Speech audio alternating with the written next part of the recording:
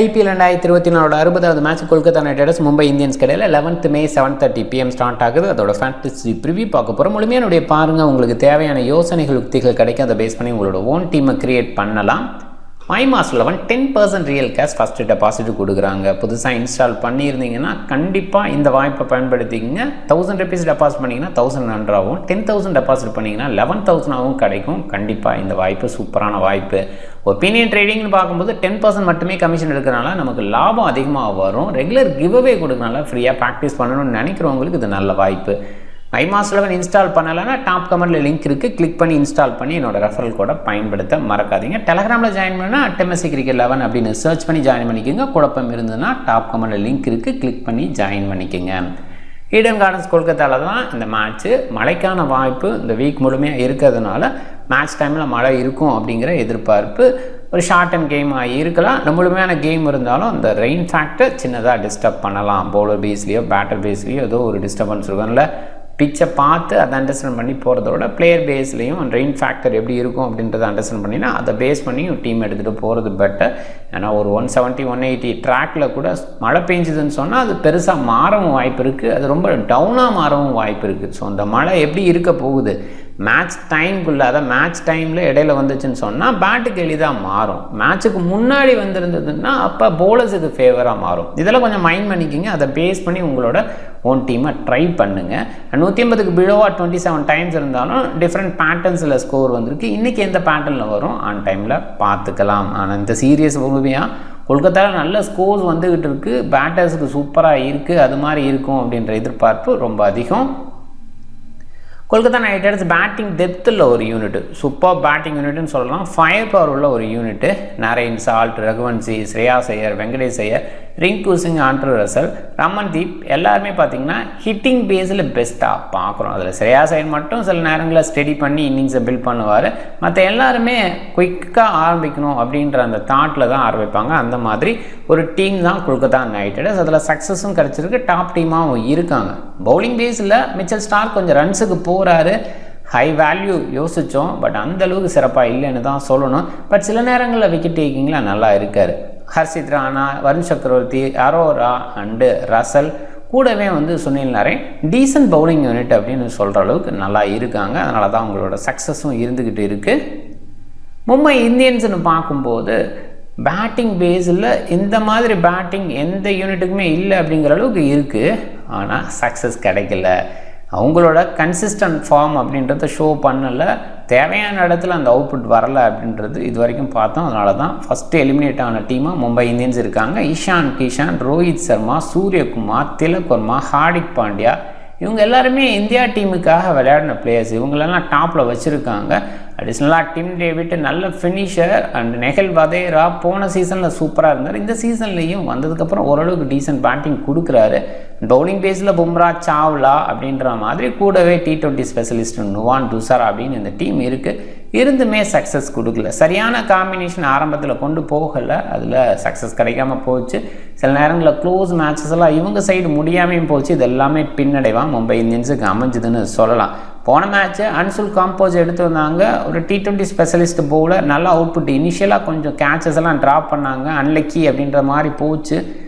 குறிப்பாக போல்டெல்லாம் நோ பாலில் போச்சு. ஸோ இந்த மாதிரி விஷயங்கள் அன்சுல் காம்போஸுக்கு ஃபஸ்ட் மேட்ச் நடந்தது. சின்னதாக நர்வ்ஸ் இருந்ததுன்னு புரிஞ்சுக்கலாம். இன்னும் கொஞ்சம் பெட்டராக அந்த மேட்ச்சில் வரலாம் அப்படிங்கிற எதிர்பார்ப்பு இருக்குது. டீசன்ட் யூனிட்டே இன்றைக்கி எப்படி பண்ணுவாங்க பார்க்கலாம். மேட்ச் ஃப்ளோன்னு பார்க்கும்போது மேக்ஸிமம் பேட்டிங் ஆர்டரில் கொல்கத்தா நைட் ரைடர்ஸ் மாற்றிக்கிட்டு தான் இருக்காங்க. ஒரு அண்டர்ஸ்டாண்ட் பண்ணிக்கணும் ஒரு விஷயம் என்னென்னா, சுனில் நரேன் அவுட் ஆனால் ஒரு left hand batter Venkatesh Iyer மேலே வராரு. பிளிப்சால்ட் அவுட் ஆனால் ரகுவன்சி மேலே வரார். ஸோ நம்பர் 3 ஸ்பாட்டு மாறி இருக்குது. அண்ட் ஸ்ரேயாஸ் ஐயர் நம்பர் 4ன்னு வராரு. ரிங்கு சில நேரங்களில் மேலே பார்த்துருக்கோம். பட் மோஸ்ட் ப்ராபப்ளி வெங்கடேஷ் ஐயரை ப்ரொமோட் பண்ணுறதுக்கான வாய்ப்பு தான் அதிகம். ஏன்னா மும்பை இந்தியன்ஸ்க்கு அகேன்ஸ்டாக அவரோட நம்பர் நல்லா இருக்குது. ரீசெண்டாக அவர் மேன் ஆஃப் தி மேட்ச் வாங்கினார் அகேன்ஸ்ட் மும்பை இந்தியன்ஸ். இந்த ஒரு விஷயமும் இங்கே தூண்டுன்னு சொல்லலாம். நம்பர் 3 அவர் வரதுக்கான வாய்ப்பு தான் அதிகமாக இருக்குது. ஆண்ட்ரூ ரசல் நல்ல ஹிட்டிங். அதனால் எனி டைம் ப்ரொமோஷன் அப்படின்றத இவர்கிட்ட எதிர்பார்க்கலாம். அண்ட் மும்பை இந்தியன்ஸ்னு பார்க்கும்போது மோஸ்ட் ப்ராபப்ளி பேட்டிங் ஆர்டர் இப்படி இருக்குன்னு தான் எதிர்பார்ப்பு. ஹார்திக் பாண்டியா எதுவும் செல்ஃபாக ப்ரொமோட் பண்ணிக்கிறாரா அப்படின்னு பார்க்கணும். நெஹல் வதேரா பாசிபிளாக இந்த இடம் இல்லை டிம் டேவிட்டை ப்ரொமோட் பண்ணுவாங்கன்னு எதிர்பார்க்கலாம். குயிக்காக ஆடணுங்கிற இடத்துல டிம் டேவிட்டை ப்ரொமோட் பண்ணுவாங்க. பவுலிங் பேஸில் யோசிக்கும்போது நரேன் இருக்கார், ரசல், ரமன்தீப் அவ்வளோவா பயன்படுத்துறதில்ல. பாட்டமில் இருக்கிற 4 பவுலர்ஸை எடுத்துக்கிறாங்க. ஃபுல் கோட்டான்னு யோசிக்கிற இடத்துல மிச்சல் ஸ்டார்க், ஹர்ஷித் ராணா, வருண் சக்கரவர்த்தி அண்ட் சுனில் நரேன் மேக்ஸிமம் வீசிடுறாங்க. வைபவ் ஓவரா மோஸ்ட்லி அவர் வீசிடுவார். ரசலுக்கான ஓவர் சில கொடுக்கறதுனால அந்த இடத்துல சில ஓவர்ஸ் வைபவ் ஓவராவுக்கு குறைய வாய்ப்பு. அப்போ வேறு யாரும் குறைவாக கூட வீசினா ஆச்சரியப்படுறதுக்கு இல்லை. ஸ்லாகில் மிச்சல் ஸ்டார்க், ஹர்ஷித் ராணா எதிர்பார்க்குறோம். சில நேரங்களில் வைபவ் ஓவரா வித் மிச்சல் ஸ்டார்க்குன்னு கூட இருக்கலாம். மிச்சல் ஸ்டார்க் நிறைய ரன்ஸுக்கு போனால் ஹர்ஷித் ராணா, வைபவ் ஓவரா அப்படி கூட யோசிக்கலாம். மும்பை இந்தியன்ஸ் பவுலிங்னு பார்க்கும்போது ஆப்ஷன் நிறைய இருந்தாலும் நமன்தீர் சில லெஃப்ட் ஹேண்டர்ஸை மெயின் பண்ணி ஒரு சில ஓவர்ஸ் வீசலாம். ஹார்திக் பாண்டியா ஒரு சில ஓவர் அண்ட் பாட்டமில் இருக்கிற 4 பவுலர்ஸ். ஹார்திக் பாண்டியா நிறைய ஓவர் எடுத்துக்கிறார். சொல்லப்போனால் ஃபுல் கோட்டான இடத்துல கூட ஹார்திக் பாண்டியாவை இன்க்ளூட் பண்ண வேண்டியதாக இருக்குது. அண்ட் ப்ராக்டிஸ் பேஸில் போகிறார். வேர்ல்டு கப்புக்கு தயாராகிட்டு இருக்காங்க. ஒரு கேப்டன், வைஸ் கேப்டன் உள்ள ஒரு டீமு ஃபஸ்ட்டு ஐபிஎல்லேருந்து எலிமினேட் ஆகுது அப்படிங்கும்போது ரொம்பவே மோசமாக ஃபீல் பண்ண வேண்டியதாக இருக்குது. T20 வேர்ல்டு கப்பை இவங்க எப்படி போய் வாங்கி கொடுப்பாங்க அப்படின்னு கூட யோசிக்க வைக்குது. எனிவே கண்டிப்பாக இன்டர்நேஷ்னல் வரும்போது ரோஹித் சர்மா பெட்டராக இருந்து பார்த்துருக்கோம். ஐபிஎல்லில் அவரோட பர்ஃபார்மன்ஸ் ஓவராலாக பார்க்கும்போது அந்த ஆவரேஜாக இருக்கட்டும், மும்பைக்காக ஒரு டாப் ஆர்டரில் பர்ஃபார்ம் பண்ணுறதா இருக்கட்டும், அந்தளவுக்கு சிறப்பாக இருக்காது. பட் வேர்ல்டு கப்பு அவங்களோட இந்தியன் டீமுக்கு விளையாடுறது அப்படிங்கும்போது டெஃபினட்டாக டிஃப்ரெண்ட் ஷோ பண்ணுறாரு. அந்த வகையில் ஒரு நம்பிக்கை நமக்கு ஏற்படுது. ஹார்திக் பாண்டியா சப்போர்ட் பண்ணுவார்னு எதிர்பார்க்கலாம். ஒரு டீம் பிளேயராக ஹார்திக் பாண்டியா நிறைய டைம் இருந்திருக்கார். அந்த வகையில் அவர் ஒரு வைஸ் கேப்டன் அப்படின்ற வகையில் சிறப்பாக தான் பார்க்கப்படுது. பார்த்துக்கலாம். அண்டு ஃபுல் கோட்டா பாசிபிளாக ஹார்திக் பாண்டியா, ஜஸ்பிரீத் பும்ரா, நுவான் துசாராட்டேருந்து எதிர்பார்க்குறோம். ஸ்லாக் ஓவர் பும்ரான் துசாரா கண்டிப்பாக வீசுவாங்க. ஸ்டேட்ஸ்னு பார்க்கும்போது சுனில் நரேன் மும்பைக்கு எதிராக பேட்டிங்கில் ஒன்றுமே பண்ணதில்லை அப்படின்னு தான் சொல்லணும். மும்பையிலையும் நல்லா பண்ணதில்லை, மும்பைக்கு எதிராகவும் நல்லா பண்ணதில்லை. இப்போ விளையாட போகிறது கொல்கத்தாவில் ஒரு செஞ்சுரி அடிச்சுக்கார். ரீசெண்டாக அடித்தது ஞாபகம் இருக்கட்டும். அண்ட் சுனில் நரேன் அதிகபட்சமாக 10 ரன் ஒரே ஒரு முறை டபுள் டிஜிட் இருக்கார். 12 மேட்ச் இல்லை. ஆவரேஜை பாருங்கள், ரொம்ப புவராக இருக்குது. ஃபிளிப்சால்ட்டு ஒரு match 5 runs, Angkrish Raghuvanshi 13 run. Top 3யும் அவ்வளோ சக்ஸஸ் இல்லை. இன்னும் சொல்லப்போனால் ஸ்ரேயாஸ் ஐயரும் அவ்வளோ கிரேட்டாக இல்லை. இந்த சீசனோட ஃபார்ம், அவரோட ஃபார்ம்ங்கிறது ஓரளவுக்கு அந்த ஸ்டெடி ஸ்டார்ட் கொடுத்தா கூட பெட்டராக அவர் பேட்டில் பட்டு போகிற மாதிரி இல்லை. வெங்கடேஷ் ஐயரோட நம்பர் பாருங்கள், 5 மேட்சஸ் இல்லை, 4 மேட்சஸ் 50+ அடிச்சிருக்கு. அதில் ஒரு 100ம் இருக்குது, அதை பார்க்கணும். அண்ட் 80 ஆவரேஜ் பாருங்கள். ரிங்கு பொறுத்த வரைக்கும் அந்தளவுக்கு கிரேட்டாக இல்லை. ரசலும் அவ்வளோ கிரேட்டான ஆவரேஜ் வச்சுக்கல. கேகேஆர் பவுலிங் மும்பைக்கு எகென்ஸ்டா அப்படின்ற இடத்துல ஆண்ட்ரூ ரசல் பெஸ்ட்டை வச்சுருக்கார். சென்னையில் நம்பர்னு நினைக்கிறேன் கரெக்டாக 5/15 அந்த நம்பர்.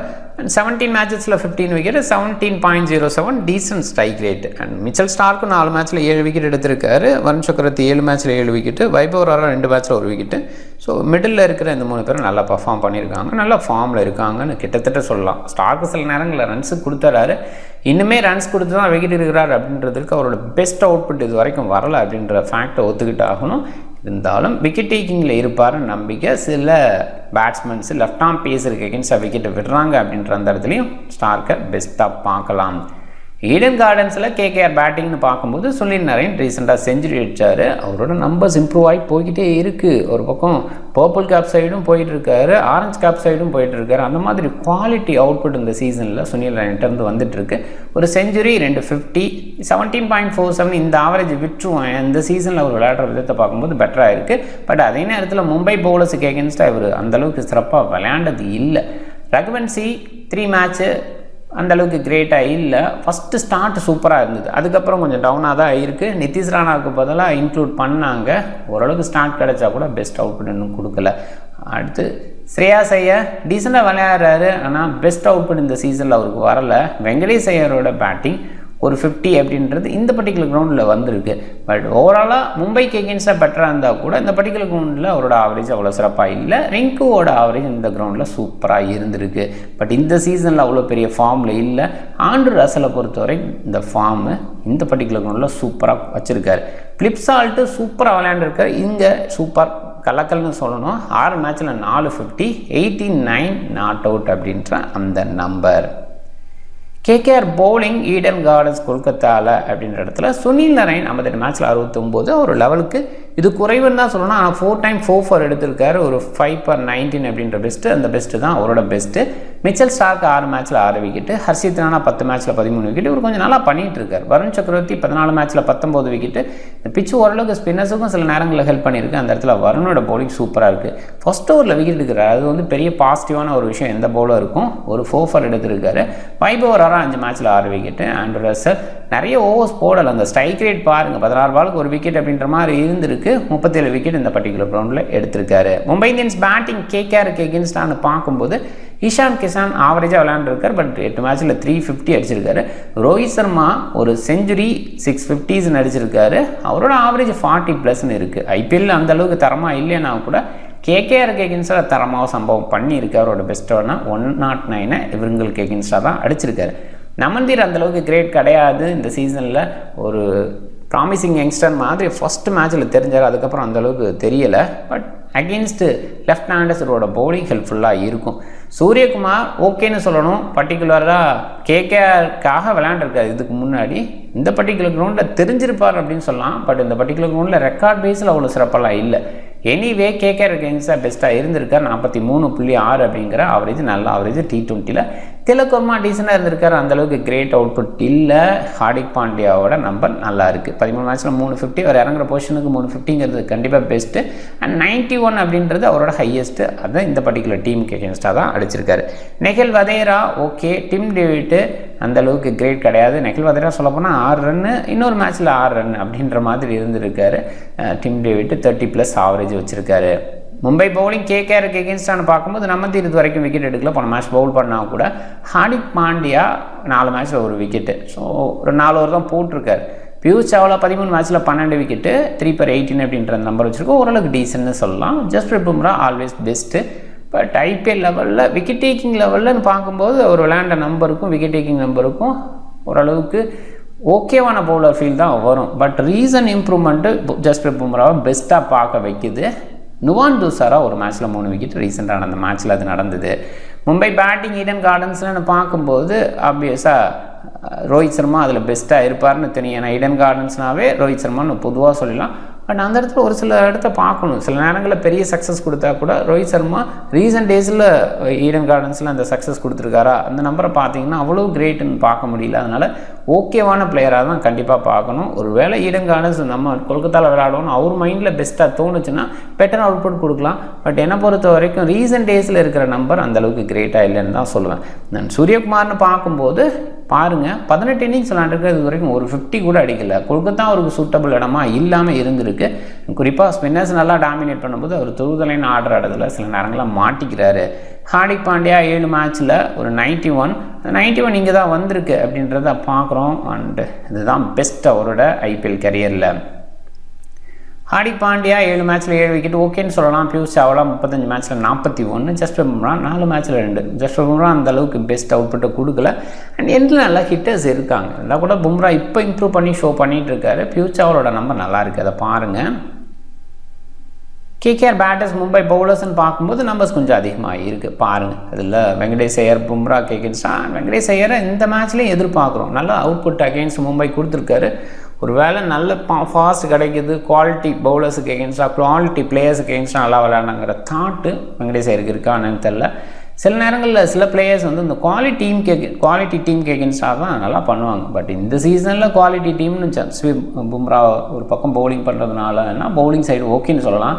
அதர்வைஸ் மற்ற பவுலர்ஸ்லாம் அவ்வளோ கிரேட்டாலாம் இல்லை, அதையும் பார்க்கணும். And Russell Jasprit Bumrah 4 times எடுத்திருக்காரு. இது பேட்டில் எதிர்பார்க்குற பேட்டில். அவரோட லெக் சைடு யார்க்கரில் ரசல் மாட்டுவாரா, இல்லை slower ball bouncer outside off போட்டு அதில் மாட்டுவாரா, இந்த 2 பால் வந்து go to ball against Andrew ரசல்னு தோணுது. எம்ஐ பேட்டர்ஸ் கேகேஆர் பவுலர்ஸ்னு பார்க்கும்போது ரோஹித் சர்மா சுனில் நாராயண் இந்த பேட்டில் பாருங்கள் 8 டைம்ஸ் எடுத்திருக்காரு. கம்மியாக இல்லை, 8 முறை எடுத்திருக்காரு. இது கொஞ்சம் டஃப்பான ஒரு விஷயம். இது கண்டிப்பாக மைண்டில் ஓடக்கூடிய ஒரு விஷயமா இருக்கும். இது ஒன்லி ஐபிஎல் அப்படின்ற அந்த இடத்துல பார்க்குறோம். சூரியகுமார் ஆண்ட்ரூ ரசல் இந்த ஸ்லோயர் பால் வெரைட்டியில் காலியாகிறார். சூரியகுமார் த்ரூ த லைன் ஆடுவார், பின்னாடி தூக்கி விடுவார். சில நேரங்களில் அந்த தூக்கி விடுன்னு நினைக்கும் போது லைட் பவுன்ஸ் கிடச்சுன்னா எட்ஜில் மேலே போக வாய்ப்பு இருக்குது. ஸோ அந்த மாதிரி இடத்துல ஆண்ட்ரூ ரசலுக்கு எகென்ஸ்டாக சூர்யா அவுட் ஆக வாய்ப்பு. And Hardik Pandya Andrew Russell இங்கேயுமே அந்த ஸ்கொயர் ஷாட் ஆடும்போது கொஞ்சம் எக்ஸ்ட்ரா பவுன்ஸ் ஆண்ட்ரூ ரசலால் ப்ரொடியூஸ் பண்ண முடியும். அதில் சில நேரங்களில் மாட்டியிருக்காரு. பார்த்துக்குங்க. பிக் பேஸில் யோசிக்கும்போது ஹை பிக்கில் சில பிளேயர்ஸ் இருக்காங்க, மீடியம் பிக், லோ பிக், இதெல்லாம் கொஞ்சம் டிஃப்ரென்ஸ் பண்ணி பார்த்துக்குங்க. அண்ட் லோ பிக், மீடியம் பிக்கில் யாரையாவது கேப்டனாக போட முடியும்னா முயற்சி பண்ணிங்கன்னா க்ளோஸ் டு ஜிஎல் போக முடியும். பட் இது ரிஸ்க்கான ஒரு விஷயம். கண்டிப்பாக உங்களோட பண இழப்புக்கான வாய்ப்பு அதிகமாக இருக்கும். பட் அதே நேரத்தில் வரும்போது பெரிய அமௌண்ட்டாக வரதுக்கான வாய்ப்பும் அதிகமாக இருக்கும். ரிஸ்க் எடுக்கணும் அப்படின்றதுக்காக கண்ணா பெண்ணான டீம் போகிறதுல ஒரு சின்ன சின்ன டெம்ப்ளேட் பேஸில் யோசித்து போட்டு அதில் யார் என்ன மாதிரி ஆங்கிளில் பெஸ்ட்டாக கேப்டனாக போடுறீங்க அப்படின்னு கொஞ்சம் கொஞ்சமாக யோசித்து உள்ளே வந்தீங்கன்னா கேமுக்குள்ளே ரொம்ப க்ளோஸாக வர முடியும், ஜிஎலுக்கு ரொம்ப க்ளோஸாக வர முடியும், மினி ஜிஎல் மாதிரி இடத்துல ரொம்பவே ஈஸியாக ஜெயிக்க முடியும். ஸோ அதெல்லாம் கொஞ்சம் மைண்ட் பண்ணிவிட்டு டீம் போட பாருங்கள். பிக் பேஸில் இருக்கிற இடத்துல பியூச்சாவலாவை கொஞ்சம் குறைவாக பிக் பண்ணியிருக்காங்க, அவரை கொஞ்சம் ட்ரை பண்ணலாம். நுவான் தூசாரா ஆப்வியஸாக பெஸ்ட்டாக இருந்திருக்காரு. அன்சுல் கம்போஸ் போன மேட்ச் வீசின விதத்தை பார்க்கும்போது நல்லா தெரிகிறாரு. And Vaibhav Arora wicket taking bowling கொடுக்க முடியும், இனிஷியல் ஸ்விங் பண்ண முடியும். இந்த மாதிரி இடத்துல இவங்களெல்லாம் கொஞ்சம் கன்சிடர் பண்ணுங்கள். கேப்டன் ரேஞ்சுக்கு சேஃபாக யோசிக்கும் போது நரேன், சூரியகுமார், பிலிப் சால்ட் இவங்க 3 பேர்த்த. அதில் சூர்யாவோட நம்பர் கொல்கத்தான்னு கிரேட்டாக இல்லை, அதை கொஞ்சம் மைண்ட் பண்ணிக்கோங்க. நரேன் அண்ட் பிலிப் சால்ட்டு ரீசெண்டாக நல்லா விளையாண்டுருக்காங்க இந்த டீமுக்கு. குறிப்பாக பிலிப் சால்ட் இந்த பர்டிகுலர் ஒன்றில் பெஸ்ட் நம்பரை கொடுத்துக்கிட்டு இருக்கார், அதை கொஞ்சம் பார்த்துக்கங்க. ரிஸ்கின்னு பார்க்கும்போது ரோஹித் சர்மா இந்த பர்டிகுலர் கிரவுண்டில் அவரோட நம்பர் பெஸ்ட்டாக இருக்கும், கொஞ்சம் சைக்காலஜிக்கல் அட்வான்டேஜ் இருக்குது அந்த வகையில். ஹார்திக் பாண்டியாவும் இந்த டீமுக்கு எகென்ஸ்டாக தான் பெஸ்ட்டாக வச்சுருக்காரு, இந்த பர்டிகுலர் கிரவுண்டுக்கு எகென்ஸ்டாக தான் பெஸ்ட்டாகவும் இருந்திருக்காரு. ஸோ அந்த மாதிரி இடத்துல அவர் கொஞ்சம் பார்க்கலாம். அதே நேரத்தில் 4 ஓவர்ஸ் கோட்டாக அவர் எடுத்துக்கிறார். ஸோ அந்த வகையிலையும் ஹார்திக் கொஞ்சம் பெஸ்ட் அவுட்புட் கொடுக்கலாம். Andrew Russell decent choice. ஒரு வேளை ஏர்லியாக வந்து ரெயின்ஃபாலில் விக்கெட்ஸ் விழுந்தாலோ இல்லை ப்ரொமோட் பண்ணுவாங்க, கண்டிப்பாக ஆண்ட்ரூ ரசல் ப்ரொமோட் பண்ணுவாங்க. அந்த பாயிண்டில் அவர் கொஞ்சம் ட்ரை பண்ணலாம். டீம் பாருங்கள். கேப்டன் சொல்லிட்டானே ஹார்திக் பாண்டியா வைஸ் கேப்டன், குறைவாக இன்வெஸ்ட் பண்ண தான் சொல்லுவேன் இந்த மேட்ச் பொறுத்த வரைக்கும். ரெயின்ஃபால் இருக்குது, ஆன் டைமில் நான் இன்ஃபர்மேஷன் கொடுத்தா கூட இந்த ரெயின்ஃபால் டிஸ்டர்பன்ஸு நம்ம கொடுக்குற இன்ஃபர்மேஷன் பேஸில் மேட்ச் போகும்னு சொல்ல முடியாது. பிச் இப்படி தான் இருக்கும்னு சொன்னால் கூட மழை பெஞ்சு பிச்சில் விழுந்துருச்சு அப்படின்னு சொன்னால் கொஞ்சம் டிஸ்டர்ப் ஆகலாம், ஹோல்ட் ஆகலாம், இல்லை கொஞ்சம் ஈஸியாக ஸ்கிட் ஆகி பேட்டுக்கு போகலாம், என்ன மாதிரி வேணாலும் நடக்கலாம். அதிகமாக நினைக்கும் போது ஹோல்ட் ஆகும், இல்லை லைட்டாக அப்படியே அந்த ட்ரிசில் மட்டும் போயிடுச்சு அப்படின்னு சொன்னால் அந்த மாதிரி இடத்துல க்ளீன் பண்ணதுக்கப்புறம் ஈஸியாக ஸ்கிட் ஆகி பால் பேட்டுக்கு வர மாதிரி ஆகும். ஸோ மேட்ச்சுக்கு முன்னாடி மழை பெஞ்சதுன்னா அப்போ ஸ்விங் கிடைக்கும், இனிஷியல் ஸ்விங் கிடைக்கும். கம்ப்ளீட்டாக எல்லாம் பண்ணிட்டா ஸ்விங் கிடைக்கும். அதுலேயுமே இந்த ஸ்விங் பண்ணுற பவுலர்ஸ் வந்து லேண்ட் பண்ணுற இடத்த கிளியராக பார்ப்பாங்க. அங்கே லேண்ட் பண்ணுறது கம்ஃபர்டபுளாக இல்லைன்னு சொன்னால் அப்போ கண்ணா பின்னான்னு பால் போடுவாங்க, அப்போ பேட்டர்ஸ் என்ஜாய் பண்ணுற மாதிரி இருக்கும். ஸோ அதனால் எப்படி இருக்கும் அப்படின்னு கெஸ் பண்ணுறது அவ்வளோ ஈஸி கிடையாது. ஓரளவுக்கு உங்களால் கிளாரிட்டி எடுத்துக்க முடியும்னா இப்போ சொன்ன இன்ஃபர்மேஷன் பேஸ் பண்ணி உங்களோட ஓன் டீம்ஸை சில க்ரியேட் பண்ணி பாருங்கள். அண்ட் அதில் ஒன் சைடு மாதிரி பாருங்கள். ஃபஸ்ட் ஹாஃப் வந்து மழை பெய்யாமல் இருக்குது, முழுமையாக நடந்துடும். செகண்ட் ஹாஃப் வந்து மழை பெய்யும், அப்போ வந்து ஒரு 5 ஓவர் மேட்ச் நடக்க போகுது, 10 ஓவர் மேட்ச் நடக்க போகுது. அப்போ டாப் ஆர்டர் 2-3 பேட்டர்ஸ் மட்டும் எடுத்துப்போம். இந்த மாதிரி ஆங்கிளில் கொஞ்சம் முயற்சி பண்ணுங்கள். கண்டிப்பாக க்ளோஸ் டு ஜிஎல் வரதுக்கு வாய்ப்பு இருக்குது. ஜிஎல்லில் நிறைய முயற்சி பண்ணுங்கள், எஸ்எலுக்கு கொஞ்சம் குறைவாக இன்வெஸ்ட் பண்ண பாருங்கள். இந்த வீடியோ பிடிச்சிருந்தால் லைக் பண்ணுங்கள், உங்கள் ஃப்ரெண்ட்ஸுங்களுக்கு ஷேர் பண்ணுங்கள், சேனலை சப்ஸ்கிரைப் பண்ண மறக்காதீங்க. மிக்க நன்றி.